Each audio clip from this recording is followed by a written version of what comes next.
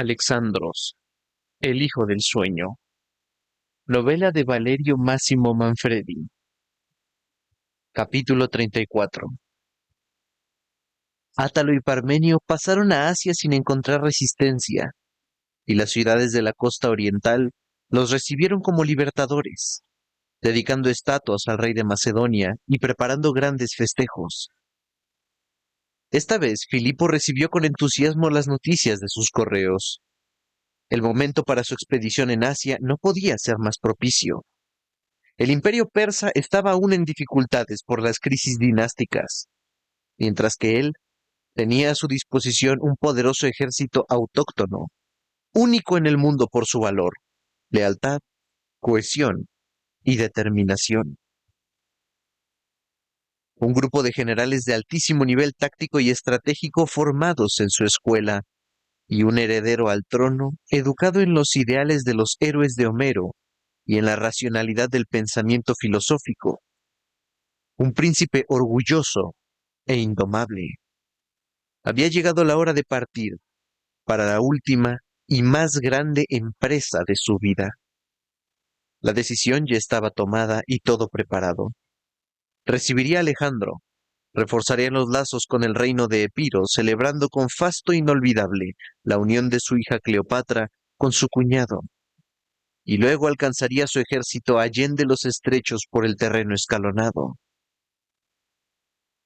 Y sin embargo, ahora que todo estaba decidido, que se hubiera dicho que marchaba a pedir de boca, ahora que Alejandro había hecho saber que se reuniría con él en Pela y asistiría con gran pompa al casamiento de su hermana, sentía una extraña inquietud que lo mantenía despierto por las noches. Un día, a comienzos de primavera, mandó a decir a Éumenes que se reuniera con él en las caballerizas para dar un paseo a caballo. Tenía que hablarle. Era un procedimiento insólito, pero el secretario se atavió, engalanándose con unos pantalones tracios, casaca escita, botas y un sombrero de alas anchas. Se hizo preparar una yegua bastante vieja y tranquila y se presentó así. Filipo lo miró de soslayo. ¿A dónde crees que vas? ¿A la conquista de Escitia? Me he hecho aconsejar por mi guardarropa. Me he hecho aconsejar por mi guardarropa, señor. Bien, eso lo veo. Salgamos. El rey espoleó su caballo al galope y se alejó por un sendero que salía de la ciudad. Los campesinos estaban ya en los campos escardando los sembrados de trigo y de mijo y escamonando los sarmientos de la vid. Mira a tu alrededor, exclamó Filipo, poniendo a paso de andadura a su caballo. Mira a tu alrededor. En una sola generación he transformado un pueblo de montañeses y pastores semibárbaros en una nación de agricultores sedentarios que viven en ciudades y pueblos con administraciones eficientes y ordenadas. Les he dado el orgullo de la pertenencia a una nación. Los he forjado como metal en la fragua. He hecho de ellos unos guerreros invencibles y Alejandro se burló de mí porque armé un poco de alboroto. Dijo que no soy capaz siquiera de pasar de un lecho a otro. No piense más en ello, señor. Ambos lo han pasado mal. Alejandro dijo lo que no debía, es cierto, pero recibió un duro castigo. Tú eres un gran soberano, el más grande, y él lo sabe y está orgulloso de ello, te lo juro. Filipo cayó y avanzó también al paso y en silencio durante un largo trecho.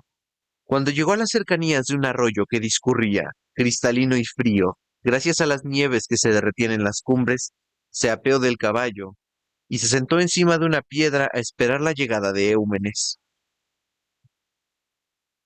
Parto, anunció luego al secretario. ¿A dónde? Alejandro no volverá antes de unos 20 días. Yo quiero ir a Delfos. Mantente alejado de allí, señor. Te arrastrarán a otra guerra sagrada. No habrá otras guerras en Grecia mientras yo viva, ni sagradas ni profanas. No voy al consejo del santuario, voy al santuario. ¿Al santuario? Repitió Eumenes, asombrado. Pero, señor, si el santuario es tuyo, el oráculo dice lo que quiere. ¿Eso crees? Empezaba a apretar el calor. Eumenes se despojó de la casaca, empapó un pañuelo en el agua y se mojó la frente. No lo entiendo. Y eres precisamente tú quien me hace esa pregunta. Tú has visto al consejo manipular al oráculo a su antojo y hacer decir al dios lo que resultaba cómodo a una determinada línea política o a determinadas alianzas militares. Es cierto. Sin embargo, el dios, en ocasiones, logra decir la verdad, a pesar de la falsedad y desvergüenza de los hombres que deberían servirle. Estoy convencido de ello. Apoyó los brazos en las rodillas e inclinó la cabeza para escuchar el murmullo del arroyo. Eumenes se había quedado sin saber qué decir. ¿Qué se proponía el rey?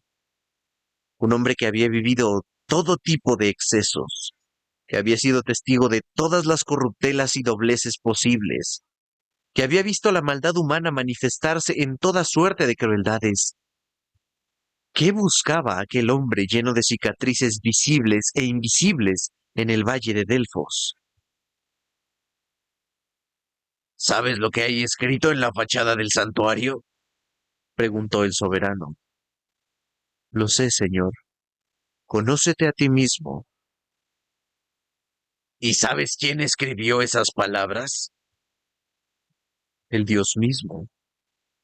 Filipo asintió. Partiré mañana. He dejado las consignas y el sello real a Antípatro. Haz que acondicionen los aposentos de Alejandro, que limpien a su perro y la cuadra de Bucéfalo. Haz bruñir su armadura y asegúrate de que Leptina prepare, como de costumbre, el lecho y el baño para mi hijo. Debe estar todo como cuando partió, pero nada de fiestas. No habrá banquetes. No hay nada que festejar. Ambos estamos embargados por el dolor. Eumenes hizo un gesto de asentimiento con la cabeza. Puede partir tranquilo, rey. Todo será tal como pide, y del mejor modo. Lo sé, murmuró Filipo. Le dio una palmada en un hombro, luego saltó al caballo y desapareció de golpe.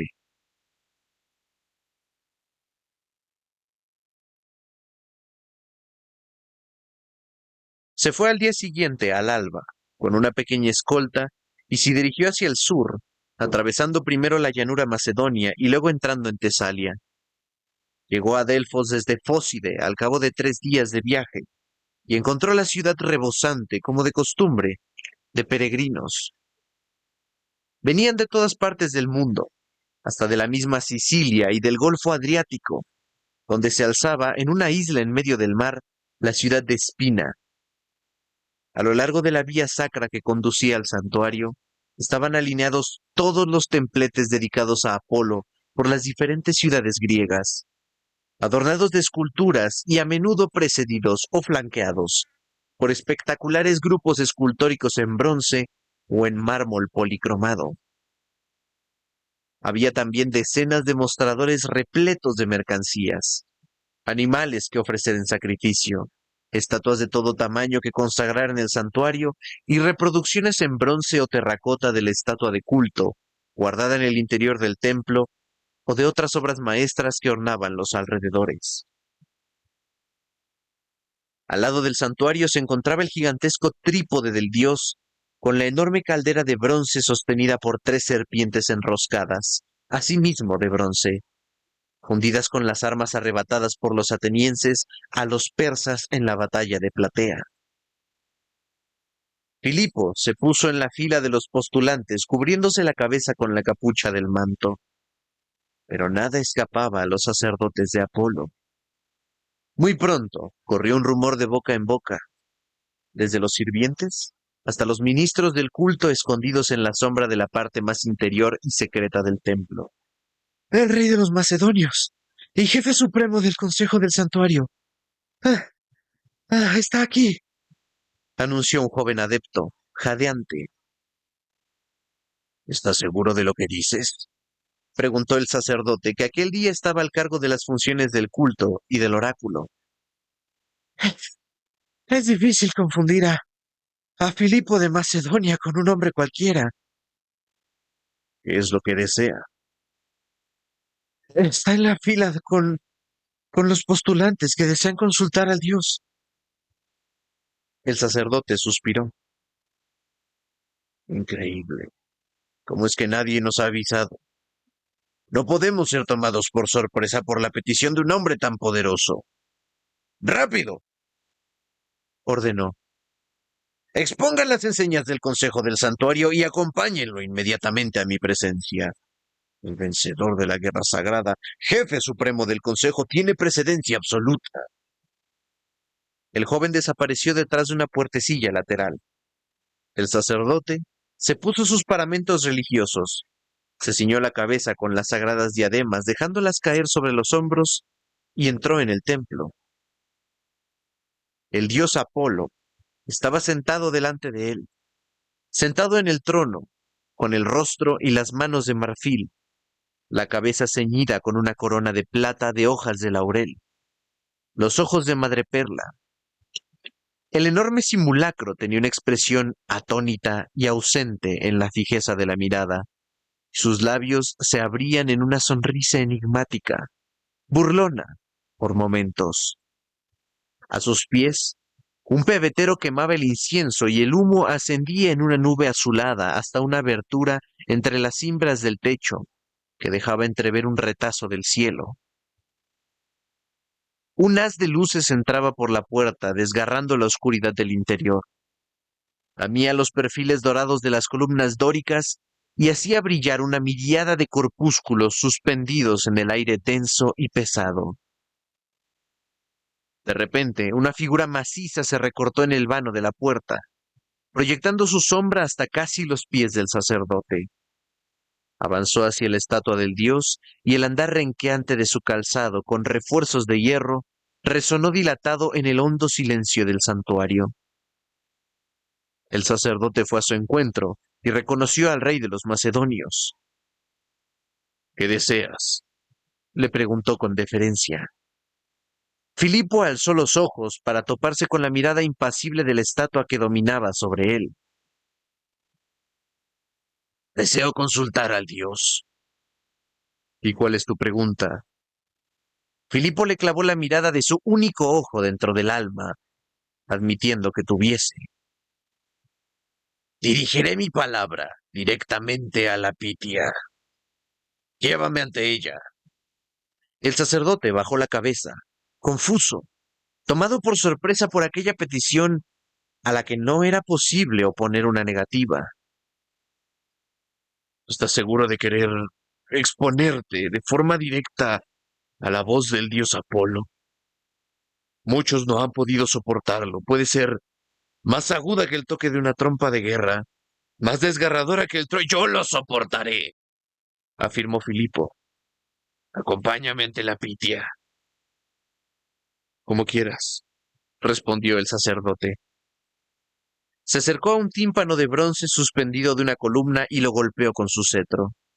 El sonido argénteo repercutió en las paredes en un complejo juego de ecos, hasta alcanzar la sella del más íntimo y secreto penetral del templo, el aditon.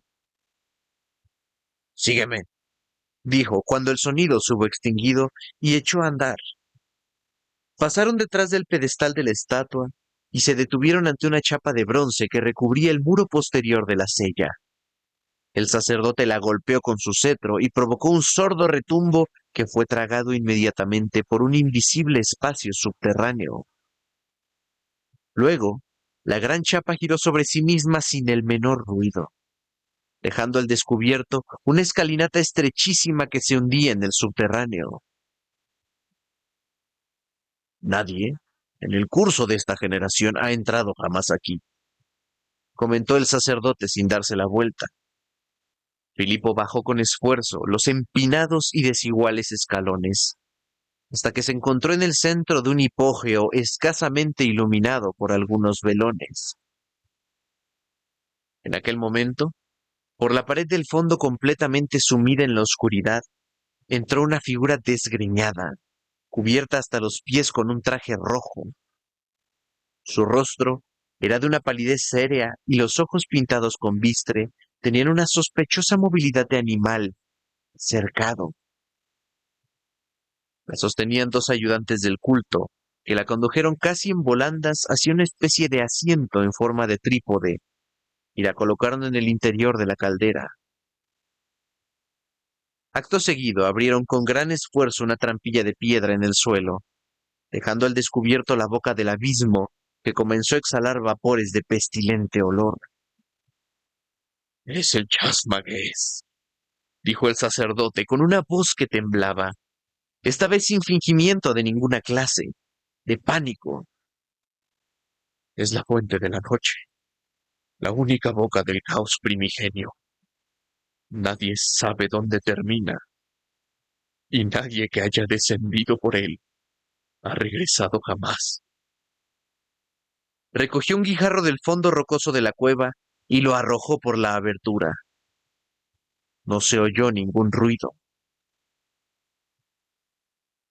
Ahora el dios está a punto de penetrar en el cuerpo de la Pitia. Está a punto de llenarlo con su presencia. Mira. La profetisa inhalaba los vapores que salían de aquella vorágine, jadeando fatigosamente. Se retorcía como presa de agudos espasmos y a veces se abandonaba en el interior de la caldera, dejando bambolear sus piernas y con los brazos inertes, mostrando el blanco de los ojos. Luego, de repente, comenzó a sobresaltarse dolorosamente y a emitir una especie de estertor que se fue volviendo cada vez más agudo, hasta asemejarse al silbido de una serpiente. Uno de los ministros apoyó una mano sobre su pecho y miró al sacerdote con un guiño de inteligencia. Ahora puedes interrogar al dios, rey Filipo. Ahora, el dios está presente, dijo el sacerdote. Filipo se adelantó hasta casi tocar la mano de la Pitia. Oh Dios, se prepara un solemne rito en mi casa y me dispongo a vengar el ultraje que los bárbaros causaron en su día a los templos divinos de nuestro suelo. Pero siento el corazón oprimido y mis noches se ven afligidas por las pesadillas. ¿Cuál es la respuesta a mi inquietud? La Pitia emitió un largo gemido. Luego, lentamente, se alzó apoyándose con ambas manos en el borde de la caldera y se puso a hablar con una extraña voz, metálica y temblorosa. El toro está coronado. El fin está próximo. El sacrificador está listo. Acto seguido se dejó caer hacia atrás, inerte como un cuerpo sin vida. Filipo la observó en silencio durante un momento. Luego alcanzó la escalera y desapareció en medio del pálido rayo que caía desde lo alto.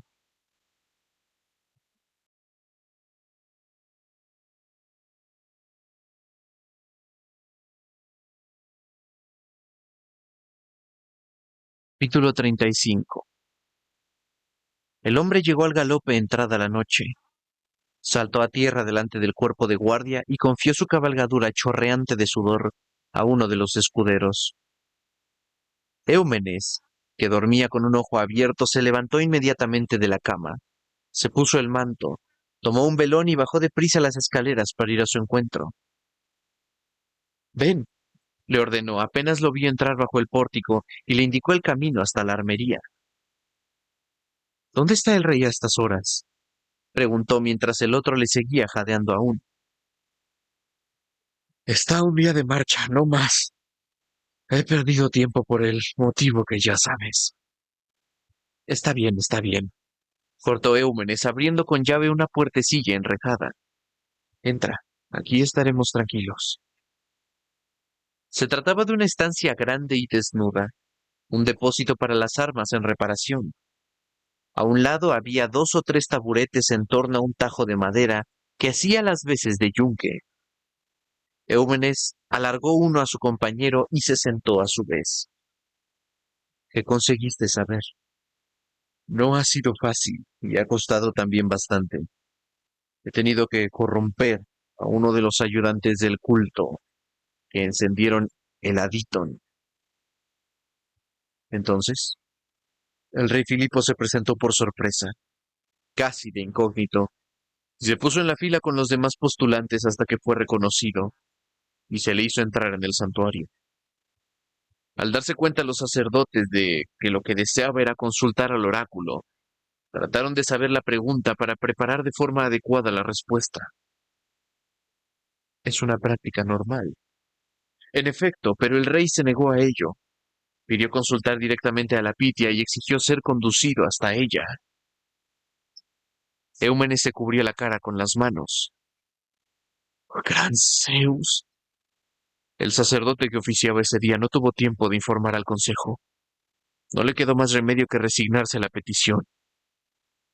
Así pues, Filipo fue acompañado y dirigió su pregunta directamente a la Pitia después de que ésta hubiera entrado en éxtasis. ¿Estás seguro? Absolutamente seguro. ¿Y cuál fue la respuesta? El toro está coronado. El fin está próximo. El sacrificador está listo. ¿Nada más? Preguntó Eumenes con cara sombría. El hombre sacudió la cabeza. Eumenes sacó del bolsillo del manto una bolsa de dinero y se la ofreció a su interlocutor. Es lo que te había prometido, pero estoy seguro de que te quedaste con el resto una vez que le pagaste a ese ayudante del culto. Pero si yo... Déjalo. Ya sé cómo funcionan estas cosas. Solo quiero que recuerdes que si dices media palabra de este asunto, si tienes la menor tentación de hablar de ello con nadie, te encontraré allí donde estés y te arrepentirás de haber nacido.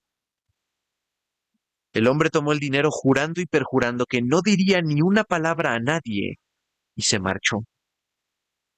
Eumenes se quedó solo en el gran ambiente vacío y frío, a la luz del velón, y pensó largamente en una interpretación que pudiera ser solo un buen augurio para el rey. Luego salió y volvió a su dormitorio, pero no consiguió ya conciliar el sueño.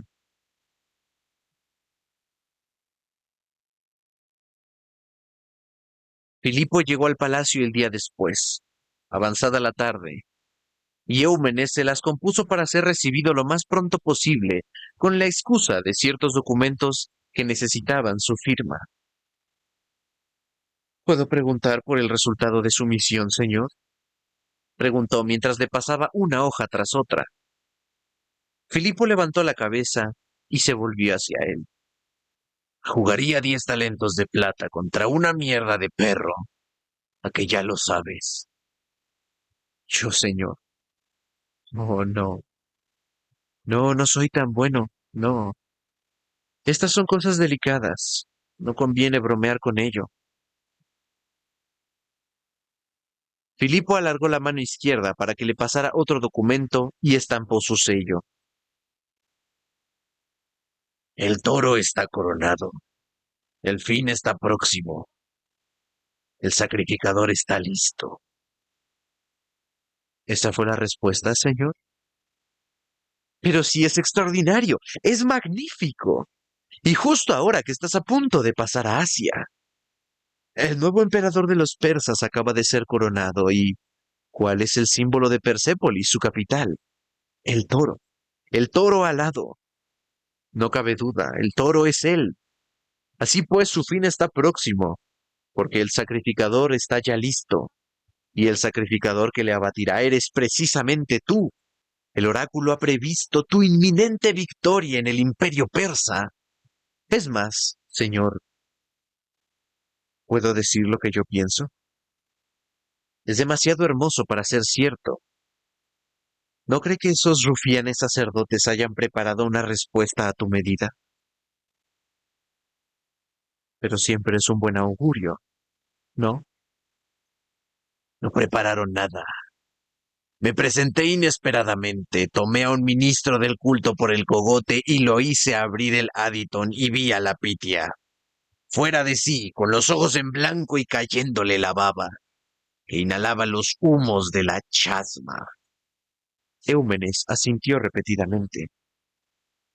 Ni qué decir tiene que fue una acción fulminante, digna de ti. Y mejor aún por tanto, si la respuesta es genuina. Ya. Alejandro llegará dentro de un par de días. Bien. ¿Irá a recibirle a la vieja frontera? No, lo esperaré aquí. ¿Podemos ir Calístenes y yo? Sí, por supuesto. Me llevaría también a Filotas junto con una docena de hombres de la guardia. Únicamente una pequeña escolta de honor. Filipo dio su consentimiento. Bien. Entonces, señor, si no hay nada más, me voy, dijo Eumenes recogiendo sus papeles, listo para marcharse. ¿Sabes cómo me llamaban mis soldados cuando yo era joven? Cuando les hacía los honores a dos mujeres en una sola noche. Eumenes se volvió para toparse con su mirada herida. Me llamaban el toro. Eumenes no supo qué replicar. Ganó la puerta y salió con una reverencia apresurada.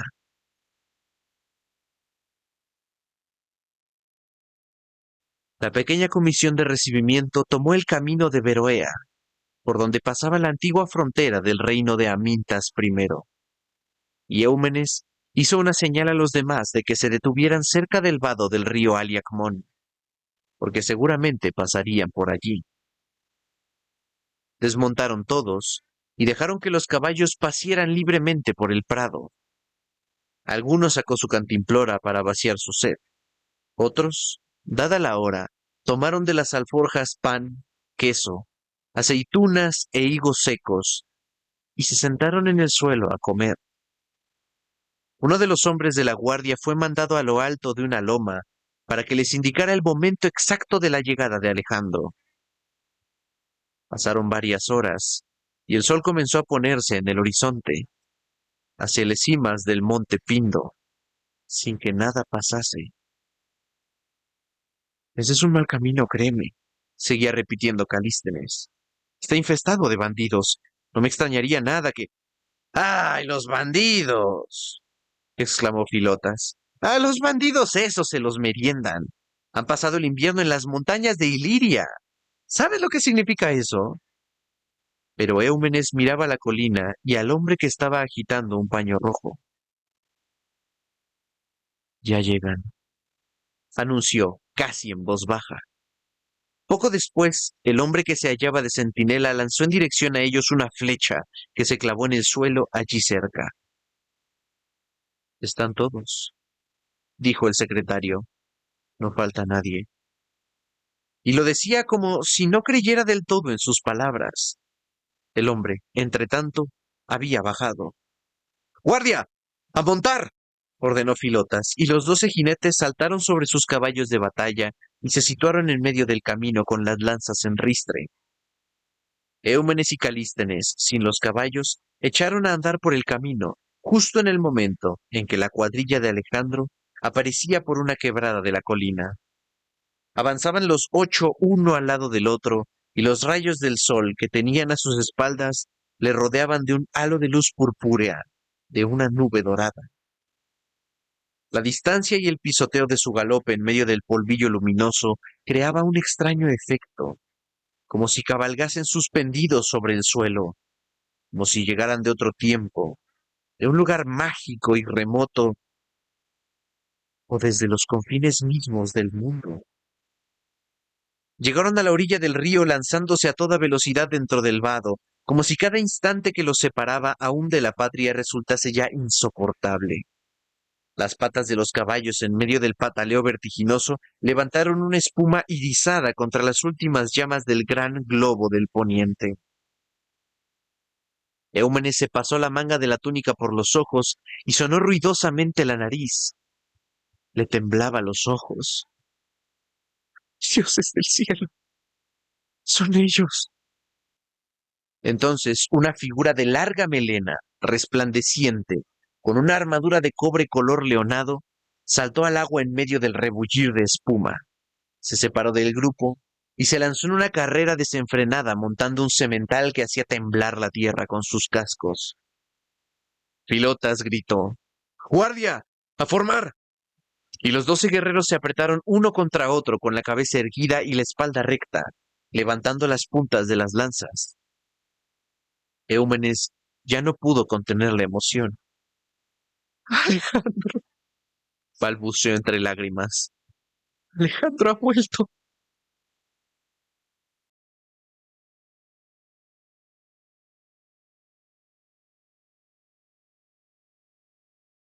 Capítulo 36. Eumenes y Calístenes acompañaron a Alejandro hasta la puerta del despacho del rey. Eumenes llamó, y cuando oyó la voz de Filipo invitándolo a entrar, apoyó una mano sobre el hombro de su amigo, y con cierta incomodidad le dijo: Si tu padre hiciese alguna referencia a la carta que me escribiste, no muestres la menor extrañeza. Me permití dar el primer paso en tu nombre. De lo contrario, estarías aún en la montaña en medio de la nieve.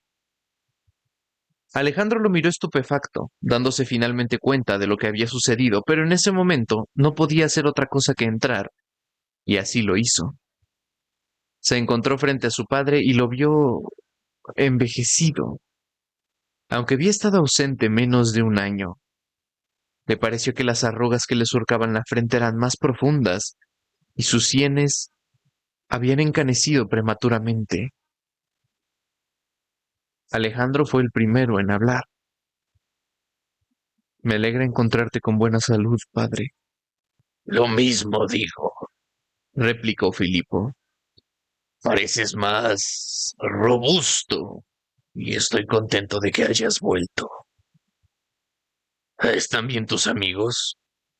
Sí, todos están bien. Siéntate. Alejandro obedeció. El soberano tomó una jarra y 2 copas. Vino. Gracias. Filipo se le acercó y él se le plantó delante instintivamente, mirándolo de cerca a la cara. Vio su ojo mortecino y también el cansancio de vivir que había dejado profundas huellas en su frente. Brindo a tu salud, padre, y por la empresa que estás a punto de llevar a cabo en Asia. He sabido lo de la gran profecía del dios de Delfos. Filipo asintió y tomó un sorbo de vino. ¿Cómo está tu madre? Estaba bien la última vez que la vi. ¿Vendrá a la boda de Cleopatra? Espero que sí. También yo. Estaban de pie en silencio, mirándose de hito en hito, y ambos sentían un agudo deseo de abandonarse a la oleada de sentimientos que los embargaba. Pero eran también 2 hombres endurecidos por un gran dolor y por mucho resentimiento a causa de un momento de furor, pasado, pero aún terriblemente vivo, conscientes de que en aquella situación habrían podido levantar la mano el uno contra el otro hasta el derramamiento de sangre. Ve a saludar a tu hermana, dijo de golpe Filipo, rompiendo el silencio. Sufrió mucho en tu ausencia. Alejandro asintió también con la cabeza y salió. Eumenes y Calístenes se habían escondido al fondo del corredor, esperando un estallido de violencia o de alegría. Aquel silencio irreal los tenía perplejos. ¿Qué piensas tú? Preguntó Calístenes. El rey me dijo nada de fiestas, nada de banquetes. No hay nada que festejar. Los dos están embargados por el dolor. Eso es lo que me dijo. Alejandro atravesó el palacio como en sueños. A su paso, todos sonreían y gesticulaban con la cabeza, pero nadie se atrevía a ir a su encuentro o dirigirle la palabra. De repente resonó un ladrido fortísimo en el gran patio, y Peritas irrumpió como una furia en el pórtico interior. Le saltó encima casi arrojándolo al suelo y no paraba de ladrar y hacerle fiestas. El joven se emocionó por el afecto que le mostraba a aquella criatura de modo tan franco y entusiasta, en presencia de todos. Lo acarició largamente, rascándole las orejas y tratando de calmarlo. Le vino a la mente Argos, el perro de Odiseo, el único que lo había reconocido a su regreso después de tantos años, y sintió como los ojos se le humedecían. Su hermana le echó los brazos al cuello, llorando a lágrima viva tan pronto como lo vio en la puerta de su habitación. Niña, murmuró Alejandro, estrechándola contra sí. Lloré tanto, lloré tanto, sollozaba la muchacha. Pero ahora basta, volví, y tengo hambre. Esperaba que me invitaras a cenar. Por supuesto, exclamó Cleopatra, secándose las lágrimas y sorbiéndose los mocos. Ven, ven, entra.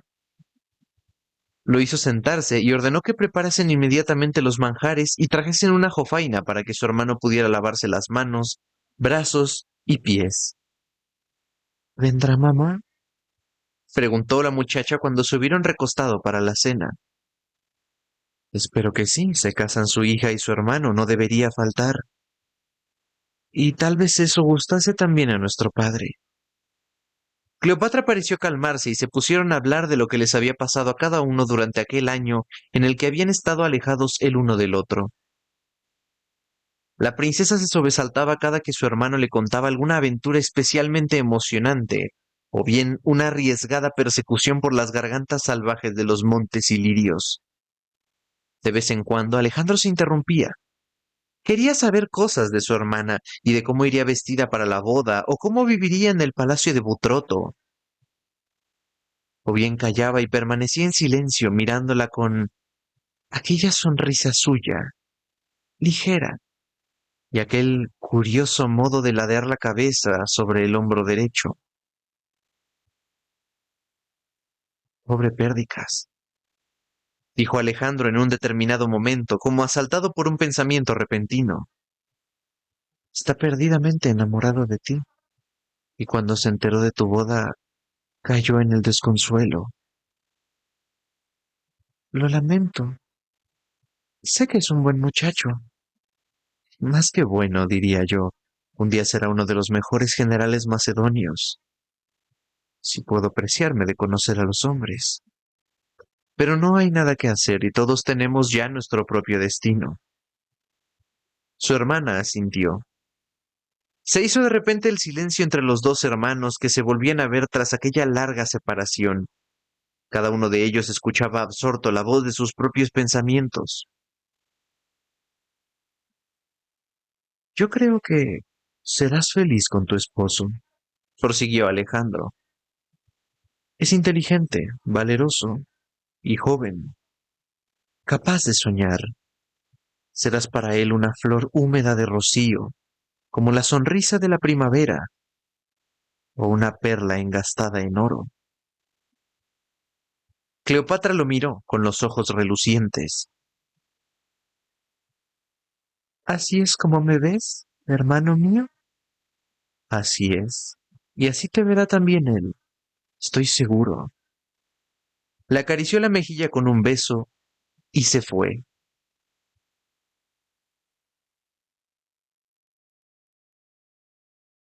Era ya tarde cuando volvió a entrar en sus habitaciones, por primera vez tras un año de ausencia. Sintió la fragancia de las flores que las adornaban y el perfume de su baño. Los velones encendidos difundían una claridad cálida y recogida. Su raedera, su peine, todo estaba colocado en orden junto a la pila y Leptina se hallaba sentada sobre un escabel, vestida únicamente con un corto quitón. Ella corrió a su encuentro apenas lo vio y se arrojó a sus pies abrazándole las rodillas, cubriéndolo de besos y de lágrimas. ¿No quieres ayudarme a tomar un baño? Le preguntó Alejandro. Sí, sí, por supuesto, mi señor, enseguida. Lo despojó de sus ropas y dejó que entrara en la gran pila. Luego comenzó a acariciarle suavemente con la esponja. Le lavó el pelo suave y liso, lo secó y derramó sobre su cabeza un preciado aceite traído desde muy lejos. Cuando Alejandro salió del agua, Leptina lo cubrió con un amplio paño y lo hizo tumbarse en el lecho. Luego se desnudó a su vez y le dio un masaje largo rato para distenderle sus miembros, pero no lo perfumó, porque nada era más hermoso y agradable que el olor natural de su piel. Cuando vio que se dejaba ir y que entornaba los ojos, se tumbó a su lado, desnuda y tibia, y comenzó a besarlo por todo el cuerpo.